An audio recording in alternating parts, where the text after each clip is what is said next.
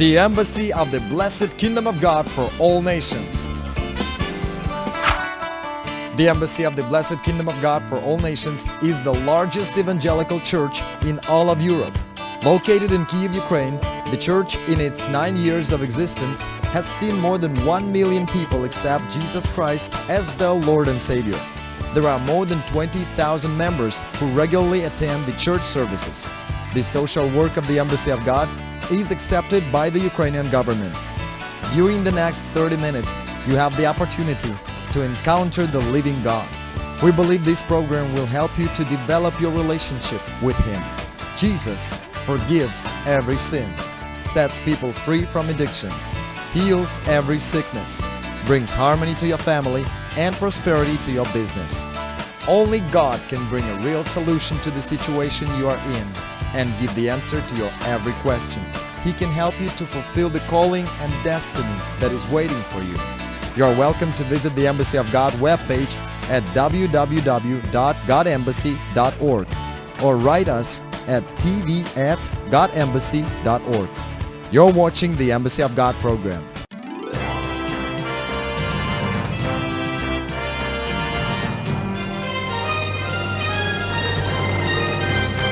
You're watching the Embassy of God program. Father, in Jesus' name, we wish to hear from you. Speak to us, Spirit of God. Teach your people. Ajar kami umatmu. Don't let us hear from flesh and blood this morning. Jangan biarkan kami hanya mendengar dengan darah dan daging saja. Let your word come clear and precisely. Tetapi biarlah firman-Mu datang dengan jelas dan tepat kepada Let it be inspiration and the heartbeat of God. Biarlah firman-Mu menjadi inspirasi dan detak jantung Allah. Change us Ubah kami by your truth. dengan kebenaran-Mu. In Jesus' name. Di dalam nama Yesus. Amen. Amin. Kita semua. Now, this morning, Nah, pagi ini we're going to be talking about growth. kita akan berbicara mengenai pertumbuhan. Now, you see, growth is a natural yearning and desire of everybody that is normal. Saudaraku, pertumbuhan adalah sebuah keinginan yang alami yang dipunyai oleh setiap orang yang normal. Progress is natural. It's a Kemajuan natural desire. adalah sebuah kerinduan, keinginan yang natural, yang alami. Growth, progress, success. These are all desires that God Himself put in every man. Pertumbuhan, kemajuan, keberhasilan adalah sebuah keinginan-keinginan yang Tuhan memang sudah taruh ada di dalam hati kita. Do you know why you wish to have growth and success and progress? Kenapa saudara tahu kenapa Anda menginginkan yang namanya pertumbuhan, kemajuan, dan sukses? Because you are created according to the image of God. Karena saudara diciptakan sesuai dengan gambar dan rupa Allah. And God is a God of progress. Dan Allah adalah Allah yang terus maju. God is a God of success. Dan Allah adalah Allah yang berhasil. God is a God of advancement and dynamism. Allah kita adalah Allah yang terus berkembang dan terus mengalami kemajuan. And if we are created according to His image, it means His nature is in us. Jadi kalau kita diciptakan sesuai gambarnya, maka itu sesuatu yang alami, keinginan tersebut ada di dalam hati kita. The Bible says God is the same yesterday, today and forever, but that doesn't mean God is static and He doesn't advance. Alkitab memang katakan bahwa Allah itu sama dulu, sekarang, sampai selama-lamanya. Tetapi itu tidak berarti bahwa Allah cuma statis, diam saja. Allah kita, Allah yang terus berkembang. He's the same in His virtues, in His character. It's constant, but in creation and in every day, everything is new. He said, every day with Jesus, every day with God is new. His love is new every day. His passion, His compassion is new every morning. So God is new every day. Memang Allah sama di dalam karakternya. Dia tetap sama karakter Allah itu. Tetapi Allah juga terus semakin baru terus berkembang dan terus maju. Saudara, kasihnya selalu baru, pekerjaannya terus semakin baru. God is fresh every day. Allah kita fresh setiap hari. If God Ada is yang baru. fresh every day, it's because God is progressing every day. God is a God of advancement, Dia- dynamism. Dia fresh setiap saat karena dia terus maju, dia dinamis. And if God is dynamic, He wants us to also be dynamic. Dynamism means moving forward, progressive. Dan karena Allah dinamis, maka Allah juga mau kita anak-anaknya dinamis. Dinamis artinya terus bergerak, terus maju. And so God gave us His nature, the nature to seek progress, growth. Jadi Allah sudah memberikan sifat-sifatnya kepada kita, yaitu sebuah sifat di mana kita mau terus maju. So we all are supposed to have that desire in us to improve our lives. Growth, that is growth. If you desire to have a better life, that is growth. If you desire to improve your finances, that is growth. Jadi kita semua diberikan suatu kerinduan untuk meningkatkan diri kita sendiri. Meningkatkan artinya pertumbuhan, meningkat di dalam pekerjaan kita, meningkat mungkin di dalam keuangan kita. Itulah pertumbuhan. Nature itself advances, grows. Ya, jadi sifat itu sendiri kita maju, itu pertumbuhan. Nature grows, trees grow. Ya, alam sendiri juga bertumbuh, saudaraku. Jadi tumbuhan juga bertumbuh. If nature stops to grow, there will be no harvest.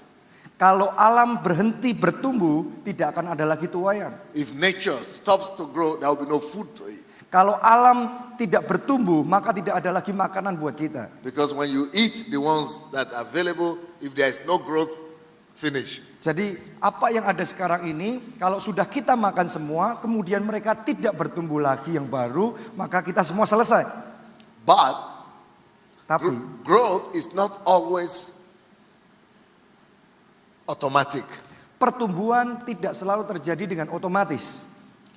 Growth has conditions.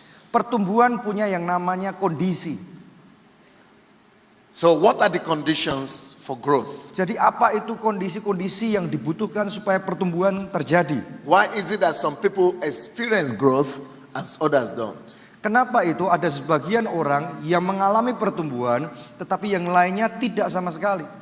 You see, especially when it comes to business, life, church, and organizations, Khususnya ketika pertumbuhan itu berbicara di dalam dunia bisnis, organisasi, gereja, pekerjaan. many people have come up with different excuses why there cannot be growth. Because they don't have growth, they don't know because it is because they have not fulfilled the conditions of growth. So they just think maybe growth is not the will of God. Oke, ada banyak orang yang membuat alasan-alasan mengapa mereka tidak bertumbuh. Jadi karena mereka tidak bertumbuh, mereka membuat alasan-alasan tersebut. So growth has a lot of opponents, a lot of oppositions and people who don't like it. Jadi yang namanya pertumbuhan itu punya banyak sekali perlawanan. Sebagian orang karena gagal jadi tidak menyukai yang namanya pertumbuhan. And people come out with different excuses and deceptions why they justify lack of growth. Dan mereka membuat banyak sekali alasan-alasan ya kenapa mereka tidak bertumbuh. So lack of growth and failure to grow has brought about a lot of excuses and deceptions. Jadi kurangnya pertumbuhan sudah menghasilkan alasan-alasan tidak bertumbuh. Today, I want to deal with those deceptions in this first session. Nah sekarang di dalam sesi ini saya ingin berurusan dengan tipu daya tersebut yang berkaitan dengan yang namanya pertumbuhan. I want to talk about the deceptions that exist all over the world about growth. Saya ingin berbicara mengenai tipu daya yang ada di seluruh dunia mengenai pertumbuhan. And if some of us, I'm sure, have one or several of these deceptions. Dan kalau ada beberapa dari kita mempunyai salah satu dari alasan ini atau mungkin beberapa dari alasan-alasan yang akan saya sebutkan dalam sesi ini, I'm hoping that by the time we deal with all these deceptions, you'll be set free. Saya percaya nanti setelah selesai kita mendengarkan firman Tuhan berurusan dengan yang namanya tipu daya ini, maka kita semua akan dimerdekakan. And then you begin to believe God that growth is God's will for you. And then not just believe God for it, but you begin to exercise and experience. Dan mulai hari ini saudara akan percaya bahwa yang namanya pertumbuhan adalah rencana Allah dalam hidup saudara. Bukan hanya itu saja, tetapi mulai hari ini saudara juga akan bertumbuh. So what are the myths and the deceptions that are there about growth? Apa itu prasangka-prasangka yang salah atau tipu daya mengenai pertumbuhan ini? Number one, Yang nomor satu, some people think under my situation or in my case, it's okay not to grow. beberapa orang berpikir kalau situasinya seperti yang saya hadapi ini, ya nggak masalah kalau saya nggak bertumbuh. It doesn't matter what situation you are. Saya ingin katakan tidak peduli situasi saudara seperti apa. Let me tell you the truth. Saya ingin beritahukan It doesn't matter kebenaran. what situation you are in. It doesn't matter what circumstances you are. Still, there is no justification for lack of growth. Tidak peduli situasi atau keadaan lingkungan seperti apapun saudara berada sekarang, saya ingin katakan bahwa tidak ada alasan untuk kita tidak bertumbuh. We might understand your situation and say, okay, we understand. But still, it is not because it is not possible to grow even under that situation. Ya memang kita pasti akan mendengarkan dan kita mengerti situasi saudara. Akan tetapi tetap saja dalam situasi seperti itu pertumbuhan masih harus terjadi.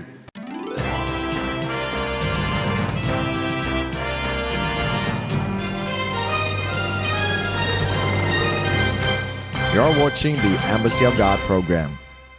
It is not okay not to grow. Itu sama sekali masalah untuk kita tidak bertumbuh. It's not okay not to grow. It is not natural not to grow. Bukan sesuatu yang alami kalau tidak ada pertumbuhan. Let me prove that to you. Saya ingin buktikan kepada saudara. It is not natural not to grow because everything that has life, everything that is animated grows. Trees grow, animals grow, insects grow, birds grow, human being grow. Everything that has life must grow. Saya ingin buktikan kepada saudara, yaitu segala sesuatu yang punya kehidupan di dalamnya pasti bertumbuh. Binatang dia bertumbuh, tumbuh-tumbuhan dia bertumbuh, burung dia bertumbuh. Apapun juga kalau ada kehidupan di dalamnya pasti ada pertumbuhan. Yeah, it's true. Betul. Growth, therefore, is a sign of life. Oleh karena itu saya katakan pertumbuhan adalah sebuah tanda di situ ada kehidupan. If you have life, if the thing has life in itself, that life will show by growing. Kalau saudara punya kehidupan di dalam diri saudara sendiri, maka bukti dari kehidupan itu akan bermanifestasi menjadi pertumbuhan.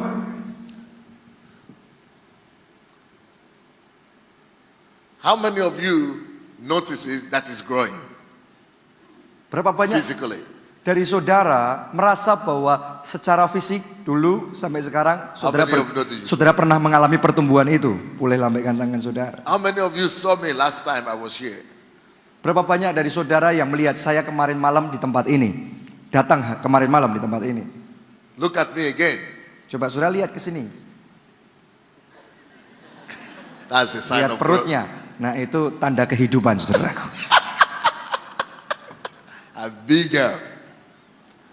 Oke, dibandingkan yang terakhir dulu dia datang ke sini dan yang kedua kali ini sekarang saya lebih gemuk. Ini tanda pertumbuhan. Tanda kehidupan. How many of you notice that 10 years ago and now even you are a little bit different?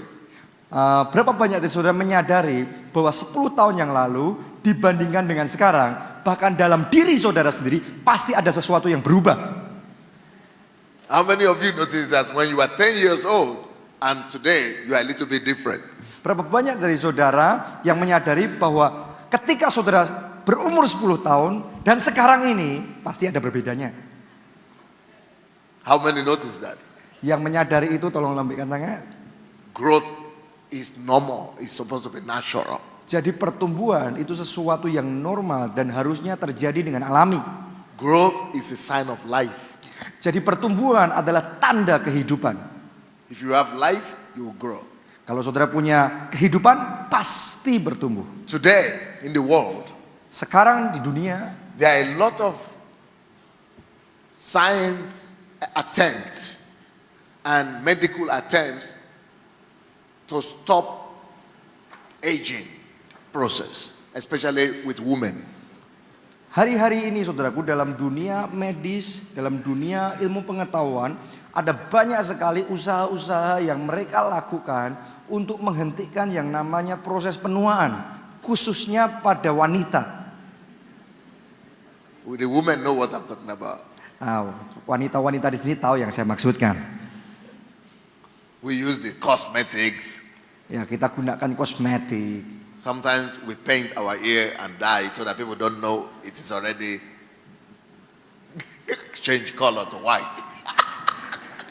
Kadang-kadang kita warnai rambut kita sehingga orang nggak tahu kalau sudah putih semua. But the truth is, Tetapi kebenarannya adalah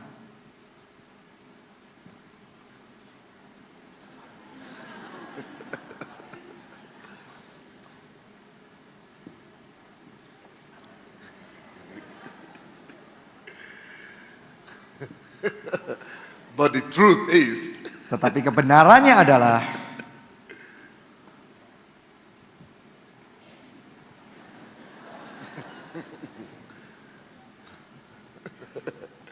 but the truth really is that tetapi kebenarannya sungguh-sungguh adalah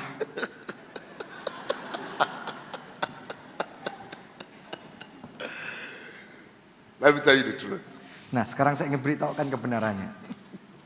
The truth is Kebenarannya adalah nobody, tidak ada seorang pun, even the women, bahkan wanita, nobody tidak ada really yang, wants to stop growing. yang mau berhenti bertumbuh. Even when they are 70 years old. Bahkan sekalipun mereka berusia 70 tahun. Although they use all the things to stop it, Meskipun mereka menggunakan semua hal tersebut untuk menghentikannya, but really nobody wants to stop. tetapi tidak ada seorang pun yang mau berhenti bertumbuh. Because if you stop growing, Karena kalau saudara berhenti bertumbuh, it means you are dead. artinya sudah mati. And nobody wants to die. Dan saya percaya nggak ada yang mau mati. Nobody really wants to stop growing. Tidak ada orang yang mau berhenti bertumbuh. Because if you stop growing, there is another problem apart from death. Nah, karena kalau saudara berhenti bertumbuh, maka akan ada masalah yang lain terlepas dari yang tadi. First of all, growth is a sign of life. Karena pertumbuhan adalah tanda kehidupan. There is another sign for growth. Nah, ada tanda lain dari pertumbuhan. Growth is also a sign of health.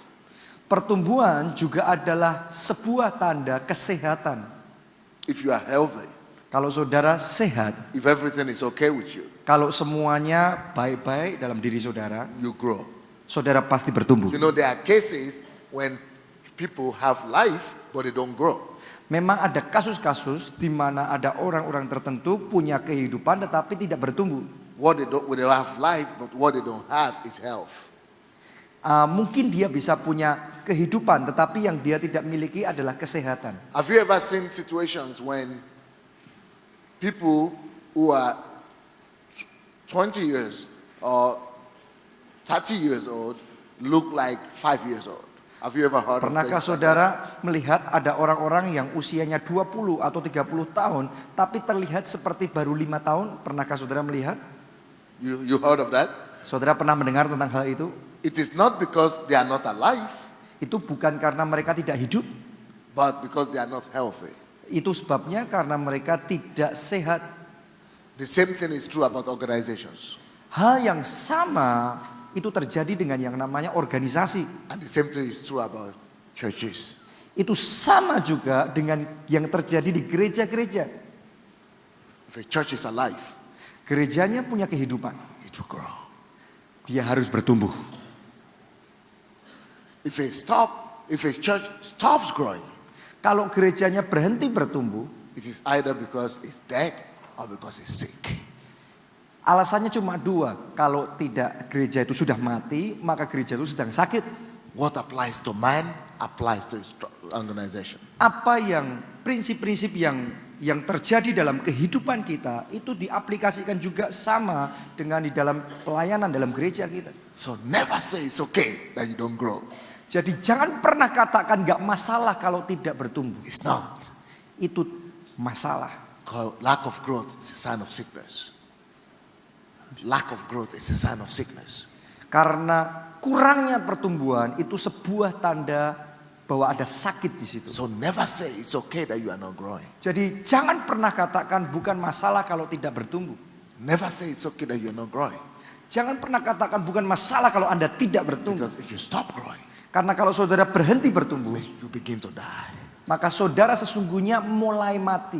So everybody, Jadi setiap orang let's desire growth.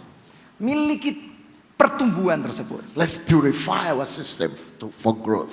Mari dibangkitkan kembali untuk mulai bertumbuh. Let's eat healthy food for growth. Mari makan makanan yang sehat supaya terjadi pertumbuhan. Let's take good nutrients and vitamins for growth. Mari kita mendapatkan nutrisi-nutrisi yang baik yang membantu pertumbuhan kita.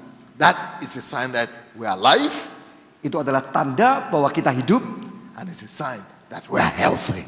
dan itu juga tanda bahwa kita sehat. So that's the first deception about growth. In my situation, it's okay not to grow. It's not okay under any circumstances. Itu adalah tipu daya pertama mengenai pertumbuhan, bahwa nggak masalah kalau saya nggak bertumbuh. Saudaraku, itu salah, masalah besar kalau Anda tidak bertumbuh.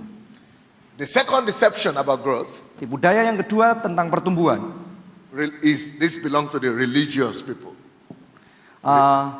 adalah orang-orang yang punya sifat agamawi. Religious people who are very churchy, religious, you know. Orang-orang yang punya pemikiran sangat agamawi, They always say, pro agamawi. Mereka selalu katakan begini, the most important thing is to be faithful. yang paling penting setia aja. Yes, it is important to be faithful. Ya, penting saudaraku, kita harus setia. But faithfulness Tetapi kesetiaan is not the opposite of success. It's not the opposite to success. ya, tetapi kesetiaan itu sama sekali bukan kebalikan dari sukses. Faithfulness is not an antidote to growth. Kesetiaan itu bukan sesuatu yang berlawanan dengan yang namanya pertumbuhan. So when you say God has not called us to be successful or to grow big, God has called us to be faithful. It sounds spiritual, but it's not true. Tetap kalau ada orang yang berkata Tuhan tidak merencanakan saya untuk jadi orang yang besar, yang berhasil, tetapi rencana Tuhan dalam hidup saya jadi hamba yang setia saja. Saudaraku, itu kalimat kedengarannya memang rohani, tetapi itu salah besar. You can still be faithful and still grow. Saudara bisa menjadi orang yang setia dan terus bertumbuh. In Luke chapter 2 verse 4, Dalam kitab Lukas pasal 2 ayat 4, the Bible says, and the child grew. Alkitab katakan anak itu bertumbuh. Talking about Jesus. Ini berbicara Now, mengenai how many of Yesus. you know that Jesus was faithful to God? Berapa banyak dari saudara yang percaya dan tahu bahwa Yesus adalah hamba yang setia And to the kepada Allah, principles of God. setia kepada rencana Allah, Yet he grew. tetapi dia terus bertumbuh. Of course, God has called us to be faithful. Tentu memang Tuhan memanggil kita jadi setia. Go ahead and be faithful. Dan saudara harus setia. But then be faithful and be successful as well. Tetapi jadilah setia sekaligus menjadi berhasil. Now in Matthew 25, Nah, di dalam Matius 25 verses 14 to 30, ayat yang ke-14 it talks about the parable of the talent. ini berbicara mengenai perumpamaan hamba yang dipercaya talenta-talenta. God gave one to one, 5, 3, and 1. To one. 2 and 1. Ya. Allah mempercayakan kepada 3 orang hamba, yaitu yang 1 5 talenta, 2 talenta, dan 1 talenta. The man that got 1 Orang yang dipercaya 1 talenta was condemned by Jesus. dihukum oleh Yesus. It's not because he was not faithful to that one. He was faithful to it. He kept that one very faithful. Alasannya bukan karena dia tidak setia, saudaraku, dia masih setia pegang 1 talenta tersebut. He was faithful in keeping that one. Tetap dia setia pegang yang 1 itu. But in that case, faithfulness was condemned. Tetapi dalam kasus itu, meskipun dia setia, tetap saja kena hukuman. Because it's not just faithfulness Jesus needs from you. He needs faithfulness and growth as well, and increase. Karena bukan hanya kesetiaan yang Yesus kehendaki, tetapi dia mau kesetiaan juga pertumbuhan, peningkatan. Thank you for being with us today. You have been watching a program from the Embassy of the Blessed Kingdom of God for all nations in Kyiv, Ukraine.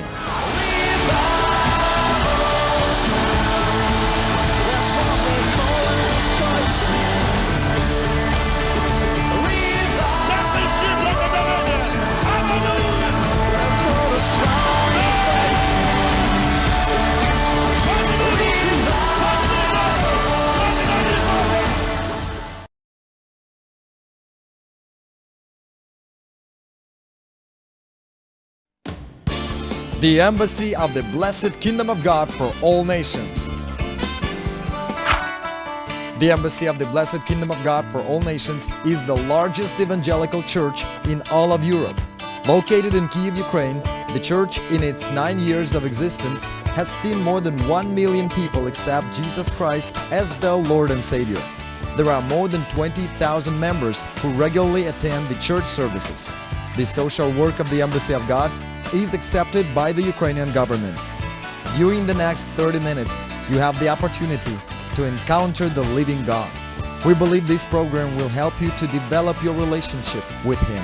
Jesus forgives every sin, sets people free from addictions, heals every sickness, brings harmony to your family and prosperity to your business. Only God can bring a real solution to the situation you are in and give the answer to your every question. He can help you to fulfill the calling and destiny that is waiting for you. You are welcome to visit the Embassy of God webpage at www.godembassy.org or write us at tv@godembassy.org. You're watching the Embassy of God program.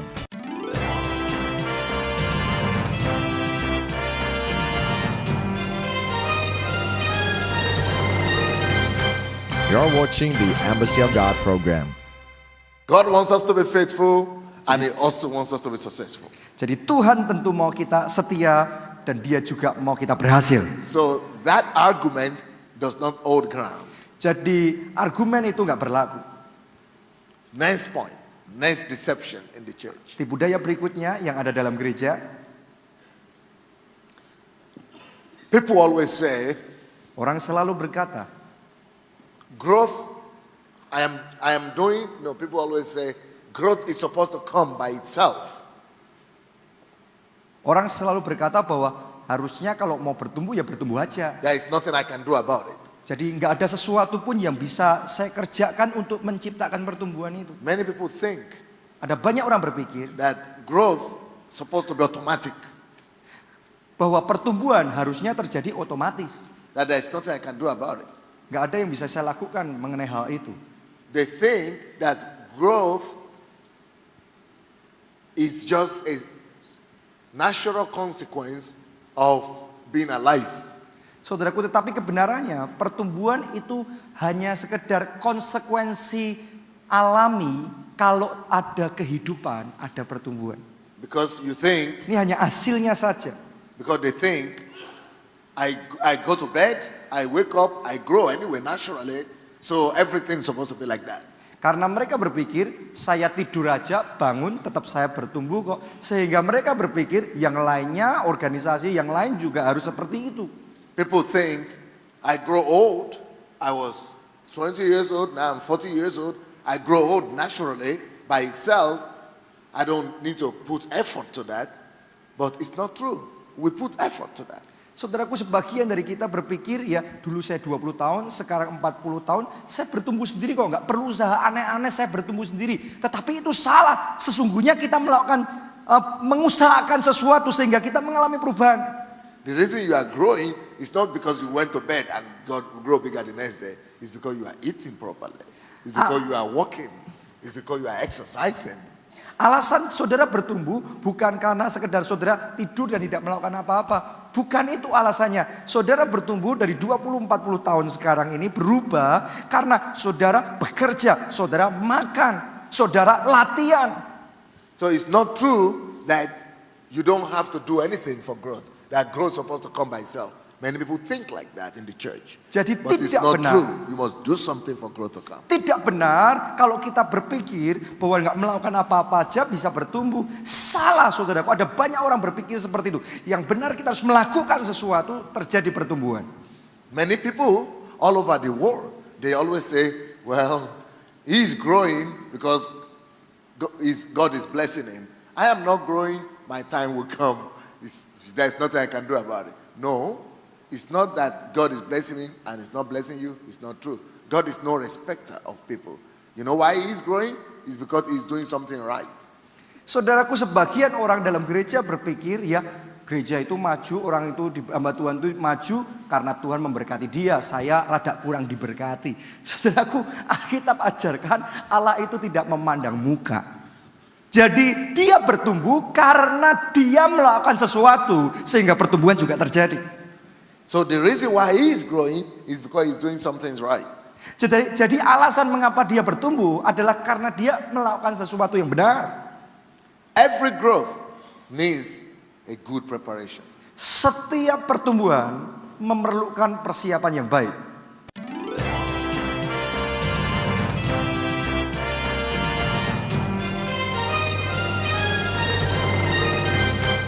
You're watching the Embassy of God program. Every growth needs a conscious effort.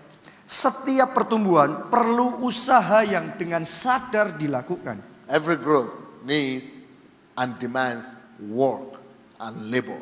Setiap pertumbuhan memerlukan yang namanya bekerja. True growth requires dedication. Pertumbuhan sejati memerlukan dedikasi. A man that puts all these things or some of these things into force enjoys growth. But the man that just says there's nothing I can do about it, if it's the will of God, let the growth come by itself, it's not going to make it. It's going to experience discomfort, frustration, and disappointment. Orang-orang yang melakukan mengusahakan prinsip-prinsip pertumbuhan ini, mereka akan menikmati yang namanya pertumbuhan, kemajuan.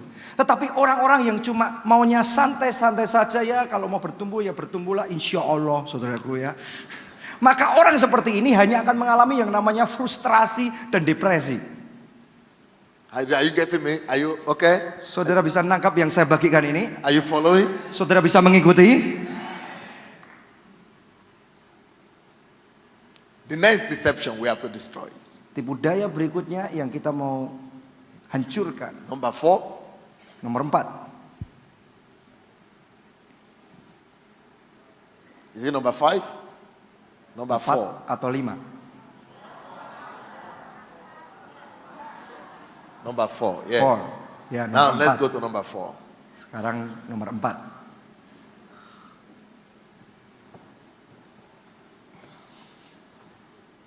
Somebody said number 3.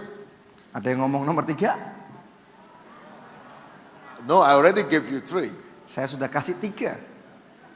This is number 4 now. Sekarang 4. Who said 3? Who said Siapa yang this is ngomong number 3? 3? You think it's 3? No, it's 4. Yeah. Number 4. Sekarang 4. Lihat contekan sebelah saudara. Some people are deceived. Some people are deceived Sebagian orang tertipu by saying that dengan berkata bahwa we don't want to grow so much kita nggak mau terlalu bertumbuh deh. because Karena the big churches gereja-gereja yang besar don't have quality members. tidak punya anggota yang berkualitas. But we are not interested in the big church. We want quality.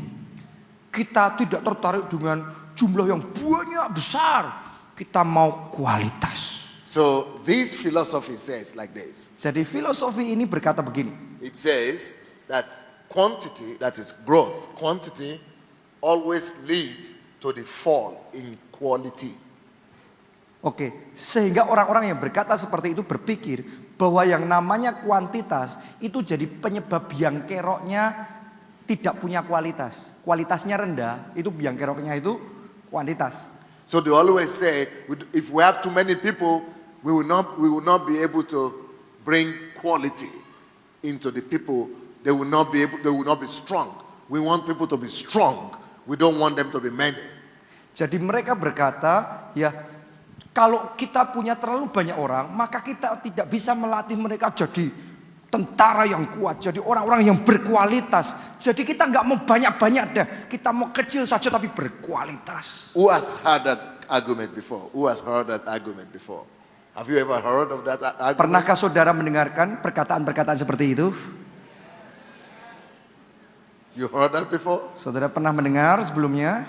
That I prefer to have I prefer to have a small church, but good quality.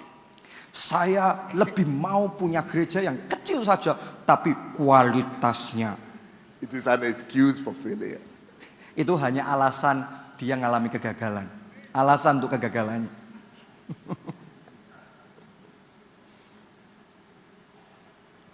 Yes, of course, it's good to have quality. Ya tentu baik kalau kita punya kualitas. But it is not true that quantity or growth automatically leads to the fall of quality. It's not true. Tetapi tidak benar kalau kita berpikir bahwa yang namanya pertumbuhan kuantitas menyebabkan mengurangnya kualitas. Sometimes it happens like that. Kadang-kadang memang terjadi seperti itu juga. But it doesn't have to happen like that with you. Tetapi tidak perlu terjadi seperti itu dengan diri saudara. We could have both. Saudara And we must have both. bisa memiliki kedua-duanya dan harusnya kita punya dua-duanya. We must have both good quantity, both large quantity and good quality. Jadi kita harus punya keduanya, baik kuantitas yang besar maupun kualitas yang luar biasa. There was a time that I met some Korean missionaries. Ada waktu-waktu di mana saya berjumpa dengan misionaris-misionaris Korea. And I was asking them, Dan saya tanyai mereka, do you know Yonggi Cho? apakah Dr. David Yonggi Cho? engkau kenal dengan pendeta Yonggi Cho, David Yonggi Cho? And they told me, yeah, we know him. Dan mereka berkata, ya tentu kami kenal dia. So I said, oh, he's a good man, great pastor, great man of God. Dan kemudian saya katakan, wow, dia orang yang luar biasa, hamba Tuhan yang diurapi. I said, are you from his church? Saya tanyain, apakah kamu datang dari gerejanya? He said, no. Mereka berkata, enggak. I noticed something. Saya perhatikan itu. I noticed they don't like him. Saya perhatikan justru mereka nggak suka sama dia. Oh, I said, any problem? Apakah ada masalah? You don't like to go to church? No, we don't.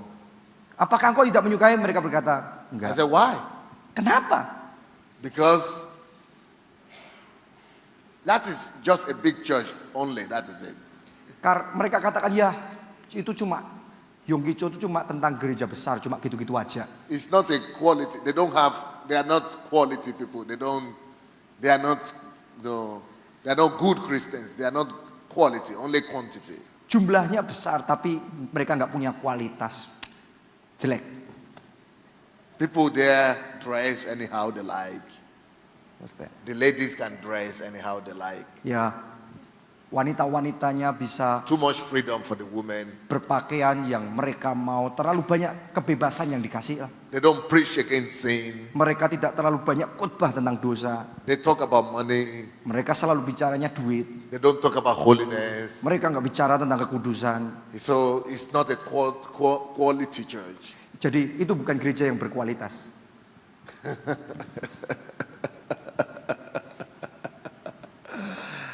Everybody will always find something to justify their position. Setiap orang selalu membuat alasan-alasan untuk membenarkan kegagalan mereka sendiri. I'm sure if those people had so many people like Yonggi Cho has, they would not complain. Saya percaya orang yang tadi ngomong begitu, kalau seandainya mereka bisa bertumbuh sebesar Yonggi Cho, pasti ngomongnya jadi beda deh. Before you blame him for bad quality, first of all do what he has done. Jadi sebelum Anda menyalahkan dia tentang kualitas tadi, Anda harus buktikan Anda mampu seperti dia. When you have built a church of 1 million, then you can complain about your Nah, mission. kalau saudara sudah berhasil membangun gereja yang jemaatnya 1 juta, baru bisa nyalain Yonggi Cho. Kalau enggak cuma alasan saja. So people just look for excuses. Jadi orang selalu buat alasan-alasan untuk kegagalan. We can have the two. Kita bisa punya dua-duanya. Quality and quantity. Kualitas dan kuantitas. The next deception Tipu daya berikutnya about growth dari pertumbuhan. is very similar to the last one. Sangat mirip dengan yang terakhir saya sebutkan.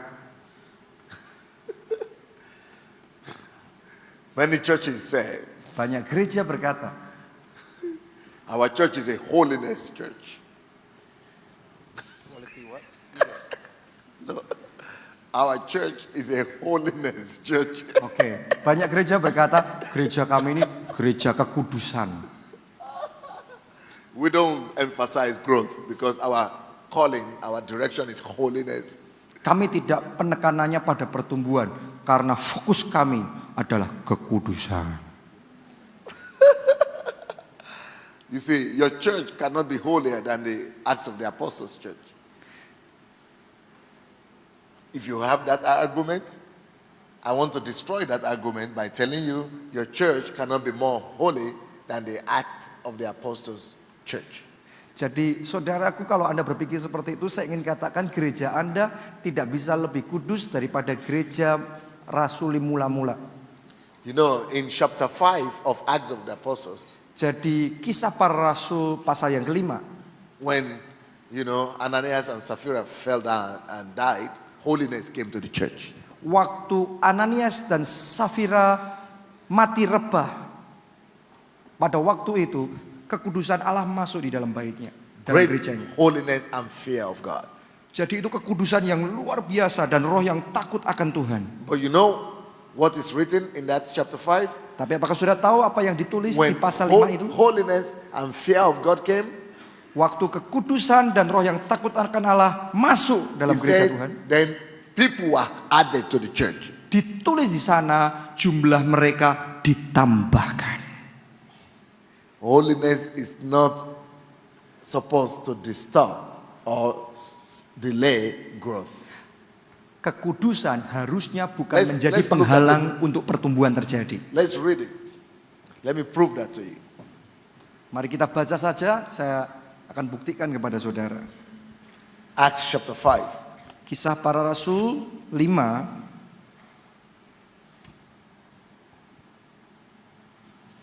verse 14. ayat yang ke-13. You know, from verses 1, we know the stories, Ananias and Sapphira. Ayat 1 adalah kisah tentang Ananias dan Safira. But in verse 14, Ayat yang ke-14, he says, even though holiness came, but growth also came.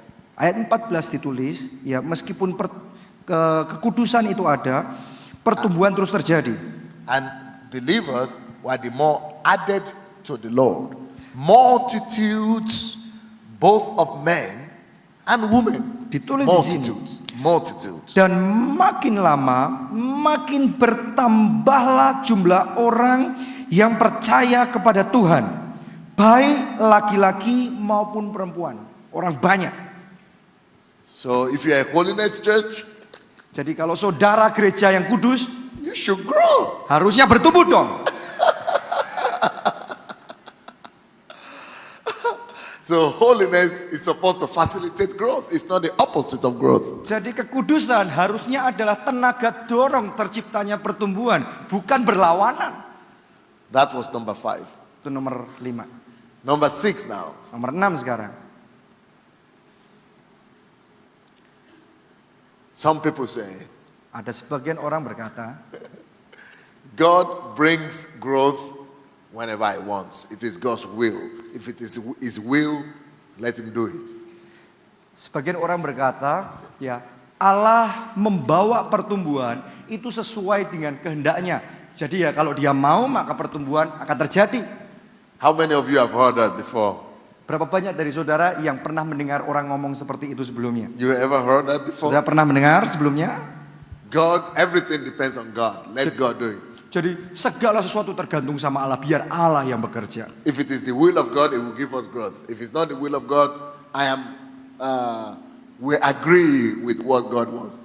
Kalau itu kehendak Allah, biarlah gereja ini bertumbuh. Kalau bukan kehendak Allah, ya kita setuju-setuju aja sama Allah.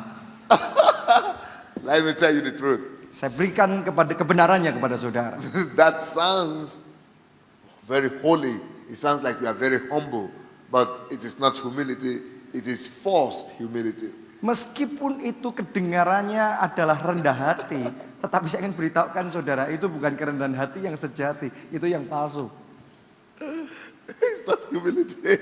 Itu sama sekali bukan kerendahan hati. I agree with the will of God. Whatever God wants, let Him do. It sounds very spiritual. Oh, saya berserah dengan kehendak Allah. Kalau memang kehendaknya, biarlah ini bertumbuh. You know, in some things, God's will is already known to us, you see. Bukankah kehendak Allah sudah dinyatakan kepada kita? We know the nature of God is progress. Kita tahu bahwa sifat Allah adalah Dia bertumbuh. Jesus grew. Yesus bertumbuh. It means it is clear that growth is the will of God. Artinya sesuatu yang jelas bahwa yang namanya pertumbuhan Luke. adalah kehendak Allah. Luke chapter 2. Kita buka kitab Lukas pasal 2.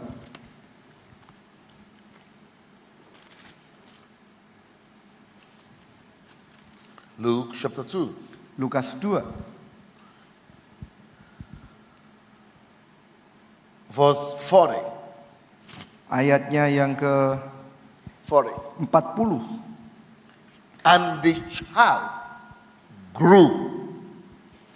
Anak itu bertambah besar. Growth is the will of God. Jadi pertumbuhan adalah kehendak Allah. Then in verse 52. Dan di ayat yang ke-52. And Jesus increased in wisdom, stature, and in the favor of God and man. Dan Yesus makin bertambah besar dan bertambah hikmatnya dan besarnya dan makin dikasihi oleh Allah dan manusia.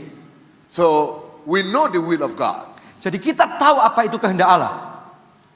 The will of God is progress, growth, increase. Kehendak Allah adalah pertumbuhan, kemajuan, peningkatan. But even though God wants growth and increase, it's not only God's responsibility.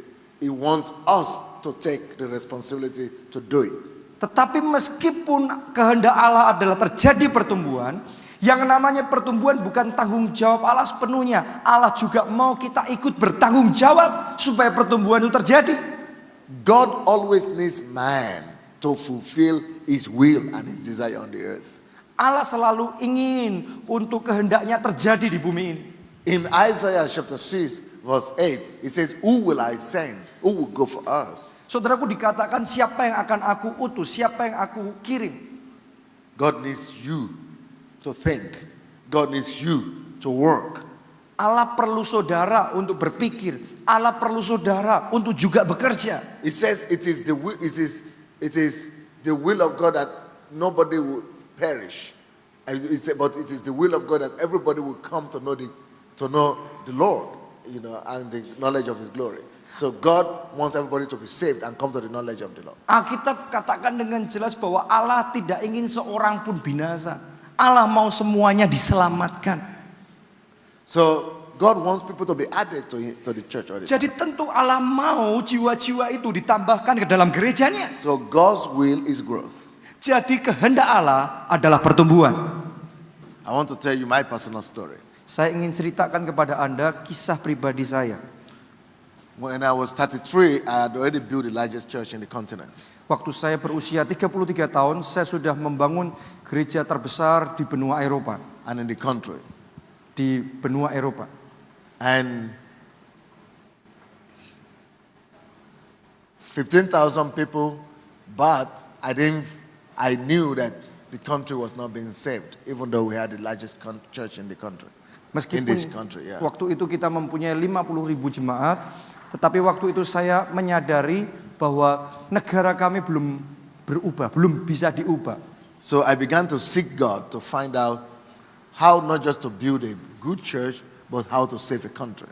Dan saya mulai berdoa kepada Tuhan, bagaimana caranya bukan hanya membangun gereja yang besar, tetapi untuk menyelamatkan negara kami. Because unfortunately, most Christians and most successful pastors have only impact in the Christian world.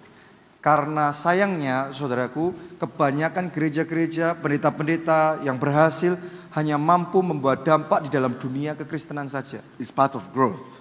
Ini adalah bagian dari pertumbuhan. It's important not just to grow church, but it's important to grow in every area to impact the country as well.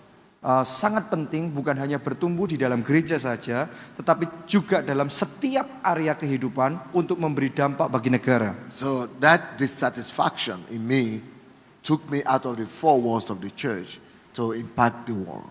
Jadi ini adalah kepuasan tersendiri buat saya, di mana saya bisa keluar dari 4 tembok gereja untuk memberi dampak buat negara saya. It's a confirmation of a growth process. Itu adalah sebuah konfirmasi dari proses pertumbuhan. Tapi Tapi growth is not automatic. pertumbuhan tidak otomatis terjadi. Growth is a result of something. Pertumbuhan adalah sebuah hasil dari sesuatu.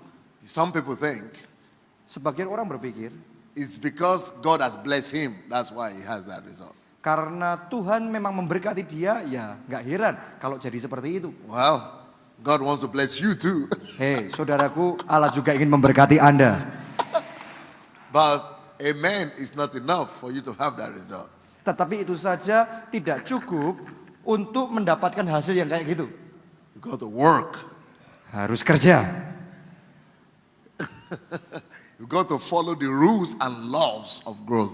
Saudara harus mengikuti aturan-aturan main untuk menghasilkan Because pertumbuhan. God wants everybody to experience success. Karena Tuhan mau setiap orang mengalami keberhasilan. But he's not going to do it for you. He's not going to do it for you. Dia tidak akan melakukan buat saudara. He's not going to do for you what you're supposed to do. Dia tidak ingin melakukannya buat saudara yang harus saudara lakukan. God wants everybody to be blessed. Tuhan mau setiap orang diberkati. But the people who end up being blessed are the people who follow the rules of blessings.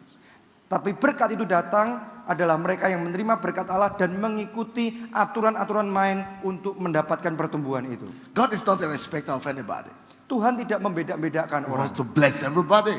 Tuhan mau memberkati He setiap wants to orang. give growth to everybody. Tuhan mau pertumbuhan terjadi dalam diri setiap orang. But you must be willing to do your own part as well. Tetapi kita harus bersedia melakukan bagian kita. If you do your part, God is faithful to do his part. Kalau saudara lakukan bagian Anda, Tuhan kita setia melakukan bagiannya. Amen. Amin. Thank you for being with us today. You have been watching a program from the embassy of the Blessed Kingdom of God for all nations in Kyiv, Ukraine.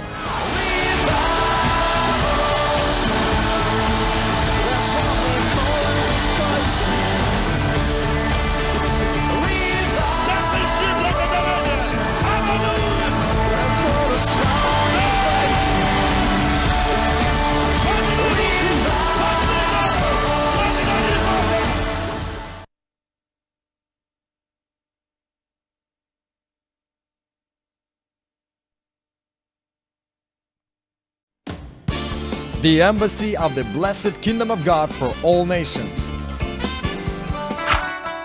The embassy of the Blessed Kingdom of God for all nations is the largest evangelical church in all of Europe. Located in Kyiv, Ukraine, the church in its 9 years of existence has seen more than 1 million people accept Jesus Christ as their Lord and Savior. There are more than 20,000 members who regularly attend the church services. The social work of the Embassy of God is accepted by the Ukrainian government. During the next 30 minutes, you have the opportunity to encounter the living God. We believe this program will help you to develop your relationship with Him. Jesus forgives every sin, sets people free from addictions, heals every sickness, brings harmony to your family and prosperity to your business. Only God can bring a real solution to the situation you are in and give the answer to your every question. He can help you to fulfill the calling and destiny that is waiting for you. You are welcome to visit the Embassy of God webpage at www.godembassy.org or write us at tv@godembassy.org. You're watching the Embassy of God program.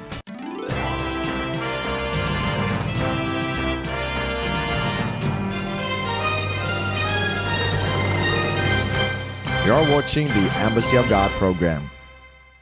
Many people say Ada banyak orang the berkata, most important thing is to mature the saints, that we are called to work with the saints and make them mature yang to the terpenting, image, to the level of Christ, to the mature, to the height of Christ. yang terpenting bukan pertumbuhan, tetapi yang terpenting adalah mendewasakan jemaat sesuai dengan gambar Yesus.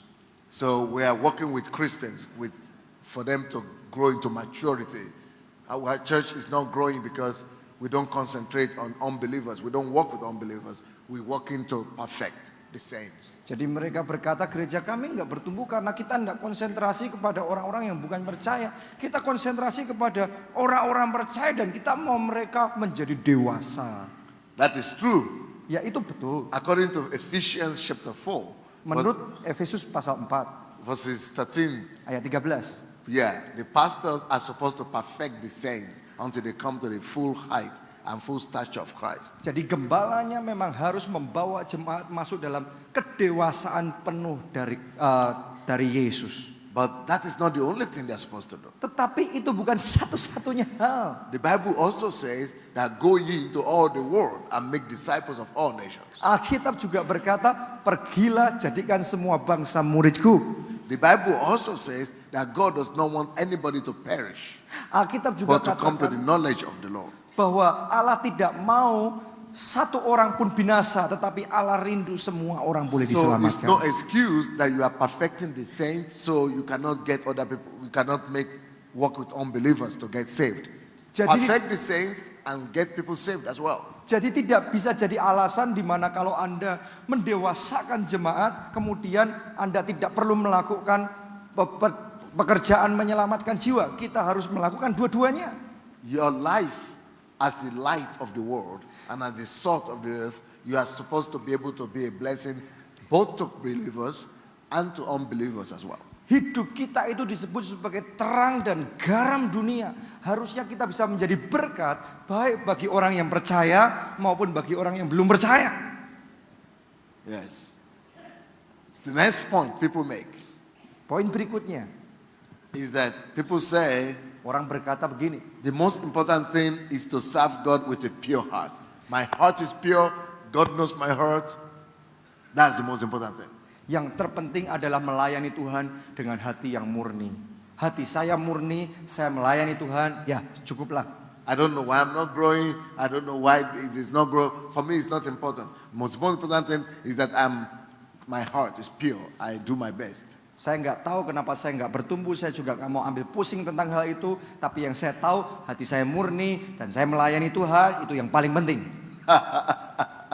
Of course, your heart is supposed to be pure. Tentu hati saudara harusnya memang murni. But the fact that your heart is pure does not mean you should not grow. Tapi saudara harus tahu kalau hati saudara murni bukan berarti saudara tidak bertumbuh. If you have done your best and you don't grow, it means you have not done your best yet. You can still do more. Kalau saudara merasa sudah melakukan yang terbaik, tetapi masih belum bertumbuh, artinya sesungguhnya saudara belum melakukan yang terbaik. Saudara masih bisa melakukan lebih dari itu. It's true, God wants you to have a pure heart. Yes. Memang benar Tuhan mau saudara mempunyai hati yang murni. But God doesn't want you to be barren as well. Tetapi Allah tidak mau saudara menjadi mandul. God wants you to have a pure heart, but not with barrenness. Allah mau saudara punya hati yang murni, tetapi Allah tidak mau saudara menjadi mandul. God wants you to have a pure heart and to be fruitful also. Allah mau hati saudara murni, tetapi saudara juga berbuah banyak. God doesn't like barrenness or unfruitfulness. Allah tidak suka yang namanya kemandulan. So, add something to your pure heart. Jadi tambahkan sesuatu kepada hati saudara yang murni. To add to your pure heart, passion. Tambahkan semangat di dalam hati saudara. Add to your pure heart, drive, zeal. Tambahkan dalam hati saudara yang murni itu suatu semangat yang menyala-nyala. Hunger. Suatu kehausan, kelaparan. Desperation. Suatu kerinduan yang besar. Amen. Amin. The next point. Poin berikutnya. That's number 9. Sekarang nomor 9. Some people say the most important thing is my Christian lifestyle, my Christian life, that I only concentrate on my own life. I don't want to worry about success, about achievement, about growth. My most important thing for me is that I'm concentrating on my Christian life. Ada sebagian orang yang berkata seperti ini. Yang terpenting adalah kehidupan kekristenan saya. Saya nggak terlalu banyak berpikir mengenai sukses, keberhasilan, maju, enggak. Tapi yang terpenting hidup kekristenan saya benar. Yes, it's important for you to have a good Christian life, to concentrate on yourself. But God doesn't want you to be a reservoir. God wants you to be a river. Reservoir, just concentrate on yourself. Ya. You shouldn't concentrate on yourself so much that you don't flow out. He said from you will flow a river of life. You are supposed to flow to other people, to be a blessing to other people. You cannot just concentrate on your own Christian life. Oke, jadi memang sangat penting untuk kita bisa memiliki kehidupan kekristenan yang baik. Tetapi Allah tidak mau kita hanya berkonsentrasi terhadap diri kita saja. Allah mau kita ini juga bertumbuh. Saudaraku, Allah tidak mau kita jadi air yang macet, jadi rawa-rawa, akhirnya akan bau rusak. Allah mau kita menjadi seperti aliran sungai yang terus mengalir, terus bertumbuh. So you are not called just to think about you, about your problem, about your life, about you know. That is not the kingdom lifestyle. You are supposed to be a river that's flowing to be a blessing. You are blessed to be a blessing. Jadi saudara tidak dipanggil hanya untuk memikirkan diri saudara sendiri, masalah saudara sendiri, urusan saudara sendiri, semuanya tentang diri saudara sendiri. Anda dipanggil untuk menjadi seperti sungai, menjadi berkat buat banyak orang. Don't just be concerned about yourself, be concerned about your surroundings as well. Jangan hanya mengurusi diri sendiri, tetapi saudara juga peduli terhadap yang ada di sekeliling saudara. Don't just focus on yourself, be a source of blessing to other people too. Jangan hanya fokus terhadap diri sendiri, tapi jadilah berkat buat orang lain. Are you listening to me? Apakah saudara mendengarkan perkataan saya? Yeah. Sometimes when you concentrate on yourself too much, you don't become holy again because you begin to find what is not perfect in you, that you are not good enough. But when you concentrate on others, helping others, then you don't need to concentrate on your weakness and where you're not good enough. Kadang-kadang kalau saudara terlalu konsentrasi kepada diri saudara sendiri, maka akhirnya akan jadi nggak baik. Tetapi kalau saudara berkonsentrasi kepada orang lain, kadang-kadang hal dalam diri kita sudah selesai dengan sendirinya, kita fokus sama orang lain. So sometimes the best way for you to get free from yourself is to forget about yourself. Jadi kadang-kadang cara yang terbaik untuk kita bisa merdeka dari diri kita sendiri adalah dengan cara kita nggak usah terlalu banyak ngurusin diri kita sendiri. Kita mulai jadi berkat buat orang lain. Many churches concentrate on themselves and they never have missions, outreaches, they never plant new churches, they never help other churches, and that way they die. Banyak gereja cuma memikirkan mengenai gerejanya sendiri dan tidak pernah berpikir di luar gerejanya, ya membantu gereja lain, mungkin mengirim misionaris, menanam gereja baru, sehingga akhirnya terlalu banyak di dalam diri sendiri, akhirnya jadi mati. Concentrating on yourself will suffocate you. To suffocate you. Kalau saudara terlalu banyak berkonsentrasi pada diri saudara sendiri, itu akan mematikan buat saudara.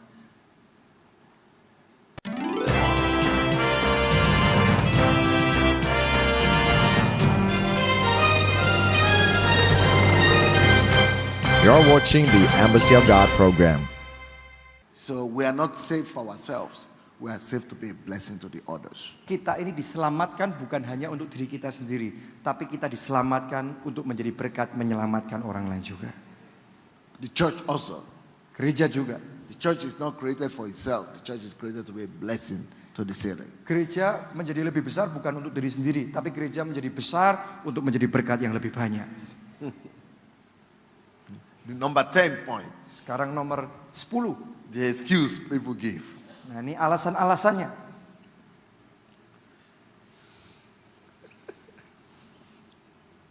This is coming from leaders. For leader. From leaders. Leaders say Ya, this. ini biasanya perkataan-perkataan diucapkan oleh pimpinan-pimpinan, Especially pastors. khususnya pendetanya. I'm sorry pastors, but it's true. Minta maaf para pendeta, But this is true. tapi ini benar. Some pastors say this. Jadi ini pendeta-pendeta suka ngomong begini. You know what they say? Saudara tahu apa yang mereka katakan?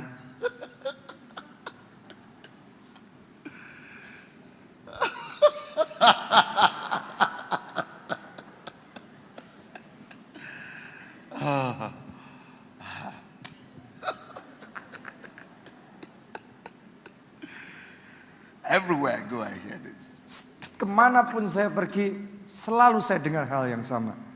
America, Europe, Africa, everywhere. Amerika, Eropa, Afrika, sama aja semua.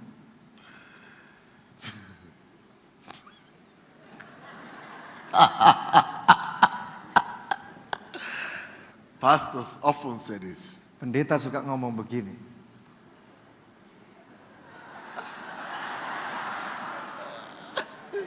Let me read it. Biar saya baca aja. I don't know the kind of members God gave me. I mean, my members are so stubborn. They are difficult. The reason we are not growing is because these members, they are difficult. They are not faithful. They are bad. It's because of my bad members that we cannot grow. Jadi sebagian pendeta suka ngomong begini. Alasan kenapa saya nggak bertumbuh nih, gara-gara jemaatnya ini keras kepala semuanya. Susah semuanya diatur.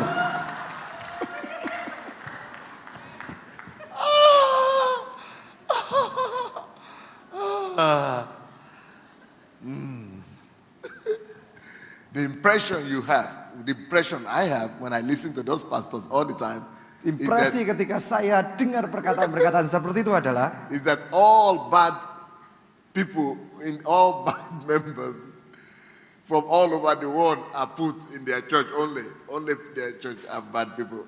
jadi impresi saya ketika saya mendengar mereka ngomong seperti itu, rasanya seperti seolah-olah semua orang terjelek di dunia dikumpulkan jadi satu di gereja mereka. But it's not true. Tapi nggak benar sesungguhnya. Members of churches are people. Jemaat gereja adalah manusia. And people are the same everywhere. Dan manusia itu sama di mana-mana. You can't have my bad members. No. Everybody is good. Everybody is okay. Saudara gak bisa ngomong ini jelek itu. No. Setiap orang baik, setiap orang oke. Some of you are thinking, it's because you don't know our church. Some pastors now are thinking, you are talking like this because you don't know my church. Ketika sebagian pendeta di sini berkata begini, berpikir di dalam hatinya, ya kamu bisa ngomong kayak gitu karena kamu belum melihat gerejaku ini, yang ini.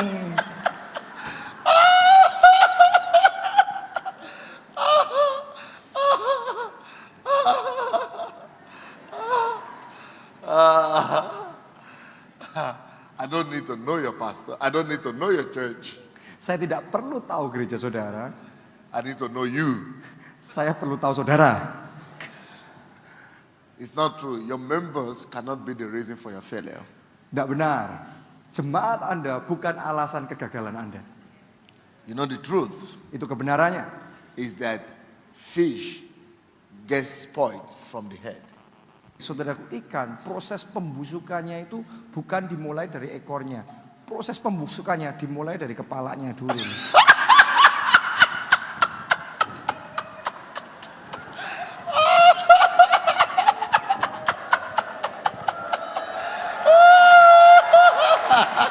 Saya curiga yang tepuk tangan pendetanya atau jemaatnya ini.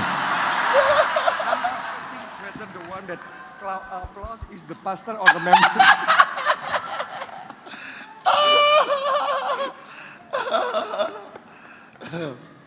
So don't put the blame on your members. Jadi jangan salahkan anggota-anggota saudara. Leave them alone. Saudara, biarkan mereka. Work on yourself. Saudara kerjakan diri saudara sendiri. Everything falls or stand based on the leadership. Semuanya itu gagal atau berhasil tergantung pada kepemimpinannya.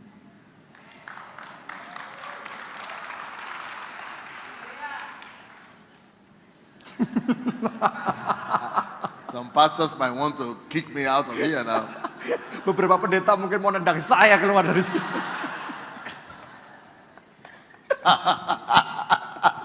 Sorry. I just try to tell the truth. Sorry saudaraku, saya cuma berusaha membagikan kebenaran saja. More. Okay, number 11. You just watch out after the session. People always say, we have a good pastor, but our church is not growing. Orang selalu berkata, ya kami punya pendeta yang baik, tapi gereja kami nggak bertumbuh. People always say, the pastor is good, Orang selalu berkata pendetanya sih baik, but the church is not growing. tapi gereja nggak bertumbuh. And they try to put the blame on the leadership. Mereka coba untuk melemparkan kesalahannya pada kepemimpinannya. The leaders are not cooperative. Pemimpinnya tidak bisa bekerja sama. Or the members don't do what the pastor say. Atau jemaatnya tidak melakukan apa yang pendetanya lakukan. Let me tell you the truth though. Saya ingin beritahukan kepada saudara kebenarannya. The pastor is still responsible at the end of the day for the church. Saudaraku, pendetanya masih tetap bertanggung jawab sampai pada hari akhir dari gereja itu. Dia masih harus bertanggung jawab. Because you have the calling. Karena Anda punya panggilan Tuhan. God put you there. Allah menempatkan saudara di sana.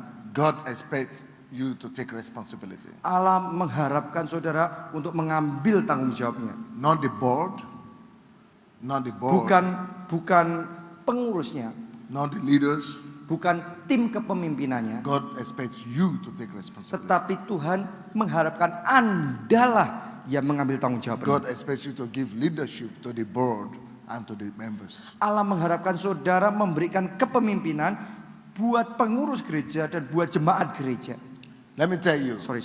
Maaf tadi saya rada miss sedikit saudaraku. Ya, yang ngomong itu tadi bukan jemaatnya, tapi yang ngomong itu tadi adalah pemimpinnya.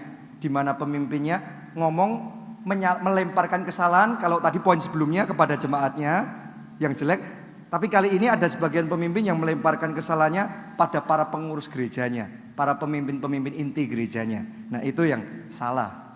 So let me tell you the responsibilities, how it could be divided. Nah, sekarang saya ingin bagikan kepada Anda mengenai tanggung jawab, bagaimana caranya dibagi itu.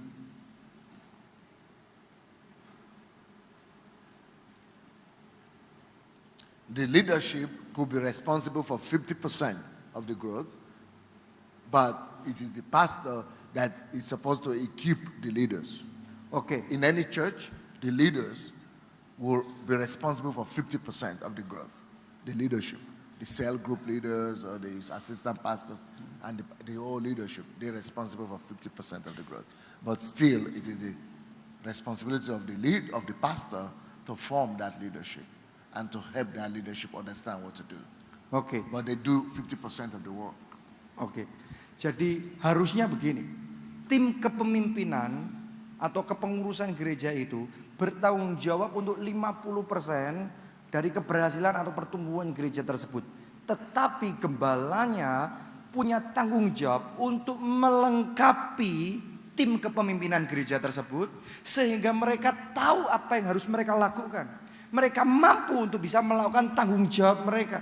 Jadi tetap saja tanggung jawab utama ada di dalam pemimpin utamanya, gembala sidangnya, memperlengkapi tim kepemimpinannya dan bersama-sama mereka mengusahakan pertumbuhan dan kemajuan buat gereja tersebut.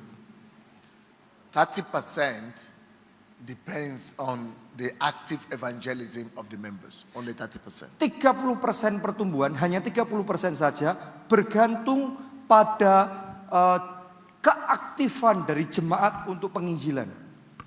Untuk membawa 30% jiwa-jiwa. of the growth 30% dari pertumbuhan gereja depends on the active evangelism, witnessing of the members.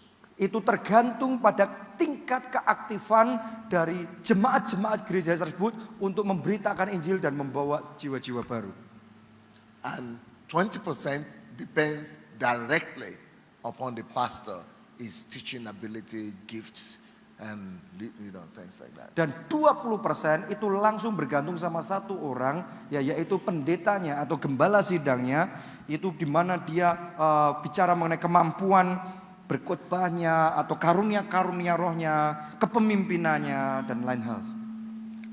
But part of the 20% is that the pastor is supposed to teach the leadership and also supposed to teach the members about evangelism, to do what to do. The 20%. Yeah, part of the 20%. Jadi bagian dari 20% tanggung jawab pendeta tadi does, yeah. adalah dia harus mengajar dan memperlengkapi tim kepemimpinan tersebut dari gereja tersebut untuk melakukan tanggung jawabnya. Plus dia harus memperlengkapi jemaat-jemaatnya supaya bisa aktif memberitakan Injil, membawa jiwa-jiwa baru. So the 20% of the pastor are the most important responsibility. Jadi 20% yang tanggung jawab pendeta ini adalah yang paling penting. But the leadership carries 50% of the workload. Jadi tim kepemimpinan gereja ini menanggung 50% dari beban tanggung jawab yang ada dalam gereja. And the members carry 30% of it. Dan jemaatnya menanggung 30%. But the 20% of the pastor is very strategic. Tetapi 20% tanggung jawab yang diemban oleh pendetanya, gembala sidangnya, ini yang paling strategis. Yang paling menentukan di situ. Because it influences all the rest. Karena yang 20% ini menentukan yang lain-lain semuanya. Most people say, banyak orang berkata, we cannot grow or we are not growing not because of the fault of the leadership, but we are not growing because the country is too hard or the environment is too hard. Oke. Sebagian orang berkata begini, gereja kami tidak bertumbuh, alasannya karena kota kami terlalu susah, negara kami terlalu berat. they put the blame on the country, Muslim country, or minority or something like Jadi that. mereka melemparkan kesalahannya kepada negara mereka, ya karena karena negara Muslim atau karena tempat yang susah, peperangan rohaninya berat dan lain sebagainya. But you see, we are not called to be under circumstances, but we are supposed to be over circumstances. Tetapi kita harus mengerti, kita dipanggil Allah bukan untuk ada di bawah situasi keadaan, tetapi untuk mengatasi situasi We are keadaan. supposed to change situation, Harusnya kita yang mengubah situasi itu, change circumstances, mengubah keadaan to be under Christ. untuk di bawah Kristus. Thank you for being with us today. You have been watching a program from the Embassy of the Blessed Kingdom of God for all nations in Kyiv, Ukraine. If you want to become a part of God's growing movement in Ukraine, then we suggest you do the following. First, come and visit the main events of the Embassy of God: our yearly nationwide anniversary conference, our summer and winter pastors' fasts, which are visited by over 1,000 pastors and ministers from all around the world, our pastors and leaders seminars that are held by Pastor Sunday twice a year, our annual men's conference, our monthly anointing service for all Embassy of God churches in Kyiv on the first Sunday of each month, and also our annual March of Life on the main street of Kyiv, which had about 50,000 believers in the year 2003. Second, we suggest that you come to Kyiv at any time and visit church services every Sunday and Thursday, topical night prayers, a different theme every night, general night prayers every Friday night, homeless shelter and clinic open every day, rehabilitation center for alcoholic and drug addicts where over 2,000 people have been freed from addictions during its existence, open every day. Also, you can visit any of over 200 ministries of the Embassy. Third, you can come to the Embassy of God and participate in God's work in Kyiv, Ukraine as a missionary.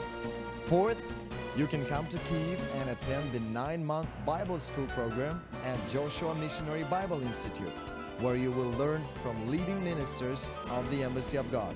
Fifth, if it is in your heart, you can become a financial partner of God's work here, and through this, release the anointing and blessing of the Embassy of God upon your life.